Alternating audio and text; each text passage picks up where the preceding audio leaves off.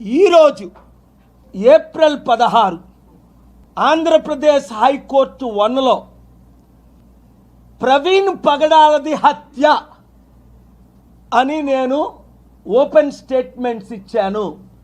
నన్ను హత్య చేస్తారు అని ప్రవీణ్ చెప్పిన విషయాలు, 4 కోసేస్తాం, గుడ్డలు బయటకు లాగేస్తాం అన్నాలు ఇన్వెస్టిగేట్ చేశారా యువర్ ఆనర్? ఎస్పీ గారు, సిఐ పోలీసులు ఫ్యామిలీకి, ఫ్రెండ్స్కి కాల్ చేసి ఈ బాడీని ఎందుకు తీసుకొని వెళ్ళమన్నారు?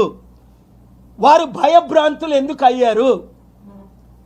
పోస్ట్ మార్టం రిపోర్టు 23 రోజులైనా ఆయన చనిపోయి ఇంతవరకు ఎందుకు బయట పెట్టలేదు? 48 గంటల్లో బయట పెట్టవలసింది. ఇప్పుడు ఉన్న పోలీస్ ఆఫీసర్స్ ఇల్లీగల్గా చట్టానికి వ్యతిరేకంగా వీడియోలు ఎందుకు రిలీజ్ చేశారు? మేము చేయలేదని అప్పుడు అన్నారు, మరి ఇప్పుడైతే ఏమంటున్నారు? అదే ఫుటేజ్ చూపించి ఇన్వెస్టిగేషన్ క్లోజ్ అయింది అంటున్నారు. పోస్ట్ మార్టం రిపోర్ట్ రిలీజ్ చేయకుండా ఇన్వెస్టిగేషన్ ఎలా క్లోజ్ అవుతుంది?